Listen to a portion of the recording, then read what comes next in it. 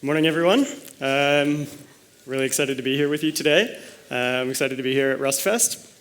I'm excited to be in Germany and Berlin for the first time.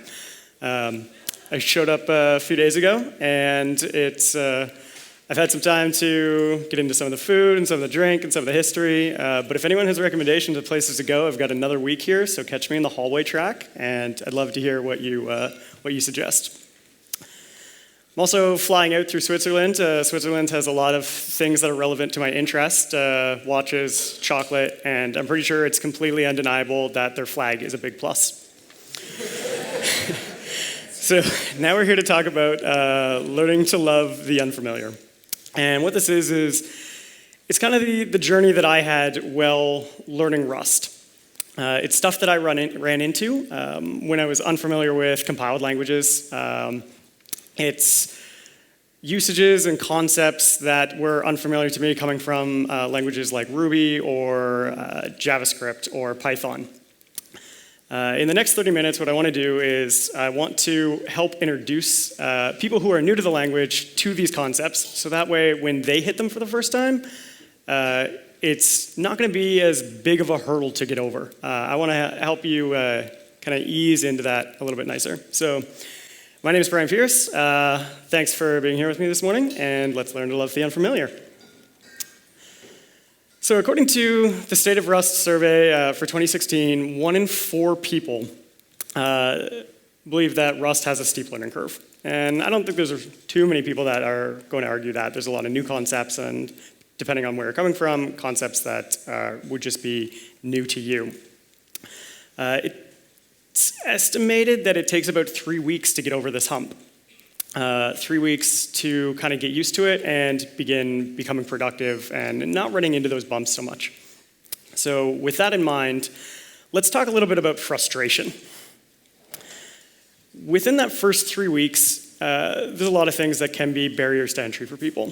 Things like poor documentation, or maybe the community access isn't as open or as friendly as Rust's community actually is. When you hit some of these bumps, you just might not know what to do about it. You don't know where to go, you don't know where to turn to. You're potentially trying to achieve something you know how to do in another language, and you just can't work it out here. And that gets incredibly frustrating. When you first decide to pick up a new language, generally you have something in mind. I want to build this, or I want to do this thing that I know how to do in another language. You have a single purpose that you want to accomplish. And when you can't accomplish it, it's frustrating. So let's take a look at an example. When I first started learning Rust, I wanted to simply port a little bit of code that I had somewhere else into Rust. So we're going to look at a little bit of Python code. So what we have here is 2 functions that simply read in a file and process the lines of that file, send it to a process function, check to see if the line contains a pun. If it contains a pun, you should tell a friend. I've highlighted, hopefully we can see, I've highlighted the key points in these 2 functions. The first highlighted line says that we're going to open the file. The second highlighted line iterates over the lines of that file, sending it to our process function. The process function checks to see if it's a pun. If it's a pun, tell a friend. So I want to port this over to Rust. So let's look at what that looks like. So it's not too different. Again, the key areas are highlighted, and the key areas are pretty much exactly the same. You have a file open call. You have a loop to iterate over the lines of the file. And then you can pass it to the process function, check to see if it's a pun, and again, tell a friend. Looking at them side by side, again, key points highlighted, it's very similar. So it's almost what you might expect if you were just coming from another language and trying to put something together. The thing that I began to notice when I started writing more Rust were these. The unwrap calls. The more code that I wrote, the more unwraps that I saw. I didn't know what they were for. I just knew that the compiler told me I had to have them to get the values that I wanted to get. I didn't know if it was boilerplate. I didn't know what was going on, and it was littering my code, and I'd look at a file after a couple hours of work and just be like, what is this? I don't understand it. it just kind of, like, it looks ugly. I feel like my code would have looked a lot nicer if these weren't here. And that was frustrating. So one of the first things I want to do is to actually take a bit of a dive into why that unwrap is there, what it does, and why we end up seeing it in a lot of places. So Rust doesn't claim to have maybes, but Rust does have maybe types. And maybe is a pattern, and Rust implements it via option and result. So we're going to look at option first. And how option works is it's an enum that contains some or none. It contains something or nothing. And when I first read that, that didn't seem incredibly helpful. I'm calling a function, I'm getting something that contains some or nothing. I thought every time I call a function, I'm either going to get something like the value that I expected or a runtime exception. That's still something in a way. But I never expected to get nothing, so I don't really understand this as a concept. I don't want to try and just explain it, so we're going to jump into an example of where this can actually be used and why it's important. So we're going to talk about Ruby.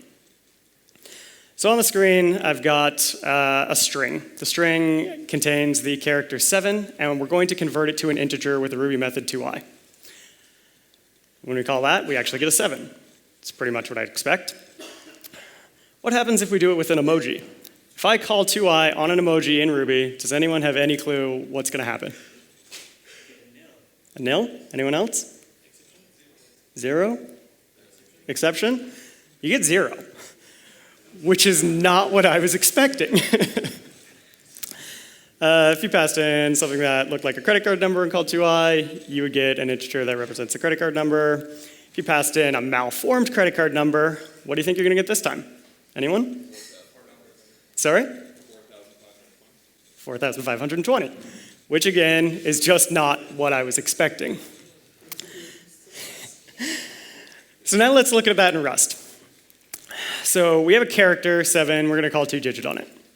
Again, I mean, the room has a lot of people who've been doing Rust for a long time, so what are we going to get here? We're going to get an option. We're going to get a sum of 7. If we do it with an emoji, call 2-digit on that, what do you think we're going to get here? Perfect, so we're going to get a none. Same thing with the credit card number, get a whole number, we get a sum of that number, and if we did it with a malformed credit card number, we would get none. So this is interesting. It's interesting because we're getting a distinct response or result when the conversion doesn't work, as opposed to getting kind of like a mangled conversion that you don't necessarily know what to do with afterwards. Which is nice, but the thing is, this isn't what I was expecting still. When I called 2-digit on a 7, I was expecting to get a 7. And what I have is a sum of 7, and that's not a 7. I can't do arithmetic with a sum of 7, depending on how you understand that sentence.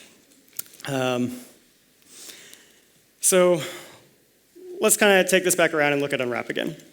So we now know that when we call 2-digit, we get a sum of 7. To get the actual value of 7, we have to call unwrap. This gives us the 7 value that we were originally expecting.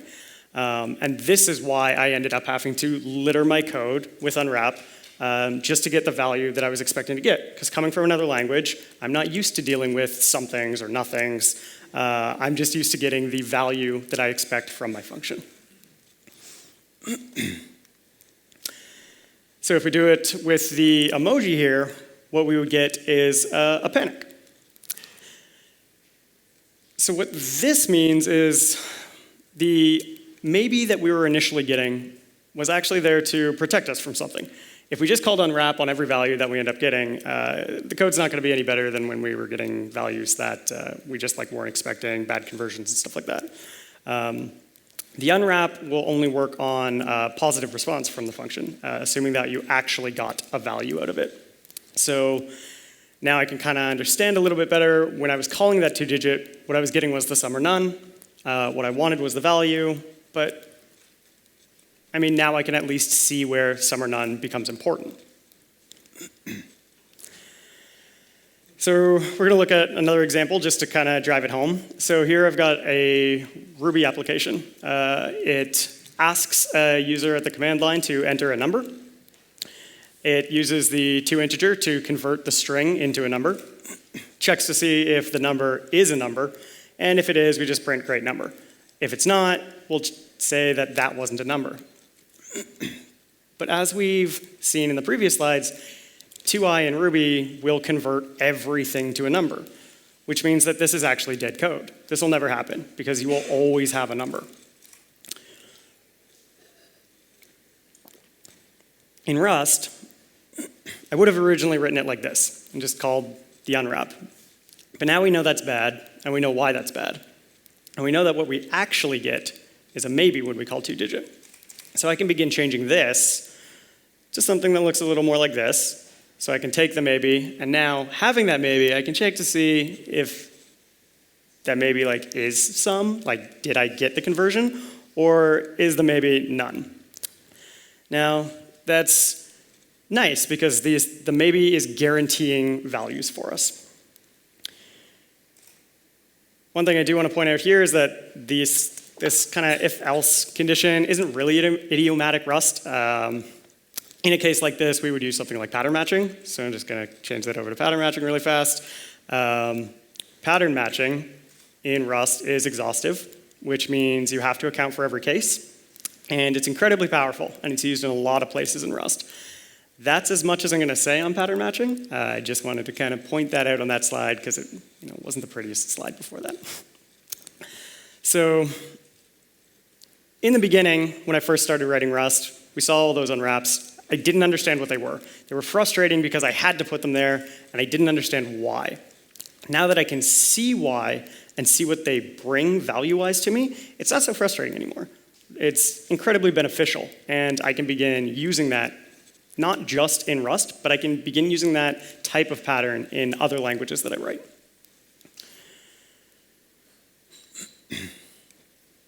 So we're going to talk a little bit about error handling. In other languages, there's times that I write code that I just expect something to go wrong. I'm going to call a function and maybe I'm going to get a timeout from someone's API, or I'm going to get a value that someone's written that I just wasn't expecting. Something's going to go wrong. And in a lot of the languages that I normally write, I would use something like a rescue. Try and catch, begin rescue. We're going to look at those real quick. So this is Java's try and catch. If you're not familiar with Java, how it works is if you have code that you want to execute that you're worried about throwing exceptions, you put it between the try and the catch. If the code throws an exception, then between the catch and the bottom parenthesis, the code there is executed. In Ruby, we have begin, rescue, end. It works very similarly. Code you put between begin and rescue is executed. If something goes wrong, between rescue and end is executed. Python's very similar. So the next question was, well, what do I have in Rust? I'm writing some code. I know something has the potential to go wrong here. I want to try and catch an exception. So I'm going to hit Google. I'm going to look at Stack Overflow. What am I going to find? I'm going to find the try macro. Now, this looks kind of nice. It's small. It's simple. But it's approximately 50% of what every other language had. Where do I catch the errors? I don't understand what to do with this. So let's talk about frustration again. I know what I need to achieve. I know how to achieve it in another language. I do a quick Google search, this is what I get, and I don't see the direct comparison. It doesn't immediately make sense what I need to do with this. And it didn't really begin to make sense until I looked at combining it with the result maybe, which was the other maybe type that I had mentioned. So let's take a quick look at result before we come back to how to use try. So much like the option, which returns some or none, the result returns OK or error. If you get an OK, you know the function that you called was successful. If you get an error, something went wrong. So we're going to look at the Python code from one of the original slides here. So it's our same read file function, but now I've given it that try and accept block. I know something can potentially go wrong when I go to open that file. It could be anything. Maybe the file doesn't exist, so it's just going to raise an error. I'm going to catch that in the exception block. So if I want to do this in Rust, I'm going to look at our read file function again from Rust. And there's a few things here that I'm going to change. So I'm going to give myself a little space. I'm going to highlight the two places that I'm going to change first. The first one is going to be the method signature. The second one is going to be where I'm actually calling file open. So I've changed the method signature. The method signature now has a result type, and that result type is a result. That says that now something somewhere in this function could potentially go wrong, and I am going to return this result type maybe. So now we're going to look at try. Try is the second thing that we've highlighted here. We've added the try macro around our file open call. And what try does for us is it will execute the file open function, and if something goes wrong, it will actually capture that error, put it into an error type, or an error result type, and then return it out of your function immediately. So it's going to capture the error, put it in the proper type, and then return from your function. Now what that allows you to do is let the caller of this function decide what to do with it at that point. If you called read file and something went wrong, then you can begin to pattern match on that, much like we did with the option type, and you can decide what you want to do with it.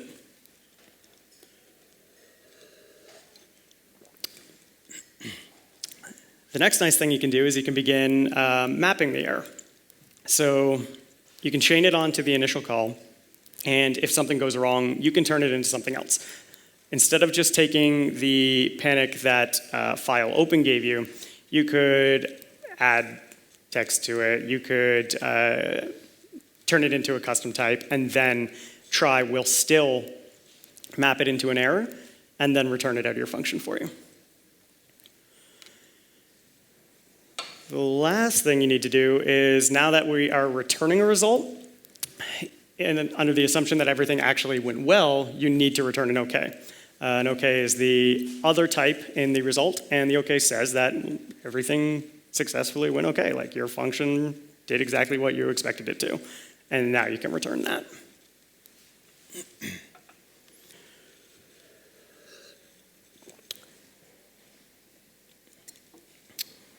So now we're going to talk a little bit about testing. Testing in Rust for me was kind of like a bit of an up and down, like it was a roller coaster. Coming from languages that have a lot of test frameworks and that kind of thing, I, again, had expectations. I had how I knew how to do things in other languages, and then I wanted to just like drop into Rust and then do exactly those same things and expect it to work. And unfortunately, it didn't quite work like that. So some of the things that threw me were, as opposed to Ruby or Python or JavaScript, where a lot of people write their tests in a test directory, Rust actually lets you write some of your tests in line. So you can define the function in Rust in whatever file you're writing in, and then if you wanted, immediately under it, use the test macro that's highlighted here, and then define the test. And that works. It's, again, not necessarily idiomatic Rust. A lot of people would prefer to put it in a module at the end of the file, or change some of the semantics around how they actually organize everything in that file. But you can do this. And it's kind of nice, actually. Once I got over the fact that I'm not doing it like I'm used to, I kind of like this now. When I'm looking for the tests of a particular function that I'm modifying, I just know it's in that file, as opposed to having to search through the project and find where those things are.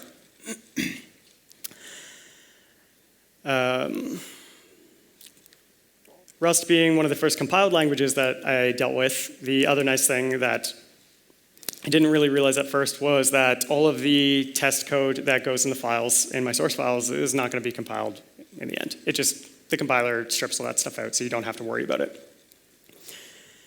So now that we know we don't have to write our unit tests inside the tests directory, well, that's great. But Brian, what's the deal with this tests directory? So this is where you can actually write your integration tests. And how the integration tests work in Rust is every file in your test directory will actually get compiled into its own crate, which is why when I tried to write my tests there first for my unit test, it didn't quite work like I expected, and I had a lot of hair pulling and didn't really know what was going on there. But how it works is every file in here gets compiled into its own crate. So if you've written a library, what you want to do is include your library into that crate. Your test file is now a consumer of your library. So it's at the end. It's where anyone else who's going to pull in your library would be. So now you can test it from that point. You only get to test what's made publicly available, which is nice. It's kind of like a better, true black box integration test. But it's not, again, it's not necessarily what I expected when I first dove in.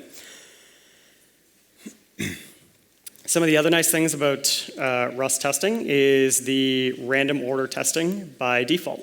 A lot of languages have that built into their frameworks now that didn't initially run with those things beforehand. So random order testing basically says that all of your tests, instead of running in a linear process, they're just going to get randomized. Your last one will get run first, and so on and so forth. Which is great. It's great that this is default, so you don't end up with order-dependent testing, where the test that you ran first has a direct effect on the test that runs second. Another nice thing that Rust has is parallel testing. And parallel testing sounds great at first, but let's talk about frustration. So if I've got some code in Ruby, and I'm going to explain this, that top function does a little bit of setup. It creates a directory that I'm going to do some writing to in my tests. The teardown clears out that directory completely. And the tests themselves actually just write a file and then assert to see whether that file exists. So it's not doing too much, but there's a lot of I/O writing. And in Ruby, these tests pass every single time. There's nothing wrong here. It's perfectly fine. It does pretty much what I want it to. So if I port this over to Rust, it looks a little different. So I'm not using any framework or anything in particular with this Rust code. So the setup I call specifically in my test, but the setup does the same thing. Make sure that the directory exists. The teardown makes sure that the directory is clear. And then the test actually just writes a file and then asserts to see if the file exists. If I have 10 tests like this, I'm going to say 8 out of 10 of them are going to fail every single time. And they're going to fail differently. It's not going to be consistent which ones will fail, but they're going to continue failing. And when I started learning Rust, I legitimately ran into this problem. This exact problem, and more hair was pulled, and I was sitting in a hotel in Portland and like trying to blame it on everything I possibly could, like running the code in new VMs and like changing OSs and stuff. Like, this can't be a problem with the code. The code works fine in Ruby. Like, it's going to work fine here. And the problem here with parallel testing is that in a case where you're doing a lot of I/O or sharing resources, you're going to run into problems like this. So the problem that's actually occurred is your first test has started to run. It's made sure the directory exists, written its file, done its assertion to make sure if the file exists, and then your second test comes along, makes sure that the directory is there, writes its file, and then before it goes to do the assertion, the first test goes, okay, I'm done here, like, let's just clear this directory out, we don't need it anymore. And then your second test is like, my file's not here anymore. We're done here. Like, it's failed. Everything's failed. Everything's terrible here. And if you don't know that's happening, if you've come from a language where things don't run in parallel by default, then it's not going to come to your mind at first to just be like, oh, things are running in a parallel execution. It took me a long time to realize that this was actually happening. But now that I know what's happening, I know how to work around it. I know how to write better tests and not share resources. What this has done is now all of my tests that I write, I'm going to think about this kind of situation. I'm going to think about where my code is going to run. Like, I don't know if my code's going to end up being run in parallel. If I just give it to someone, they could run that in parallel. I have to make sure that there's not going to be a detriment to that happening. and I'm going to write better tests. So we're going to round this off. We're going to talk about frustration one last time. The definition of frustrate by Webster Merriam, I believe, was to prevent from accomplishing a purpose or fulfilling a desire.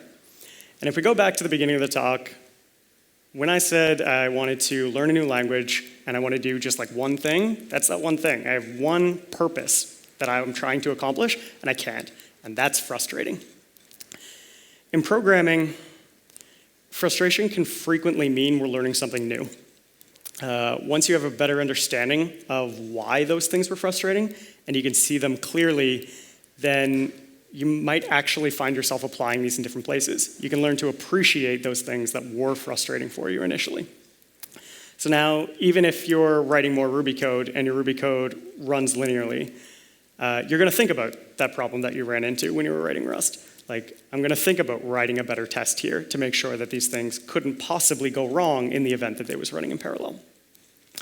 The next time I write a function in Python, I'm going to think more about what are the possible result types coming out of here, like what things can go wrong.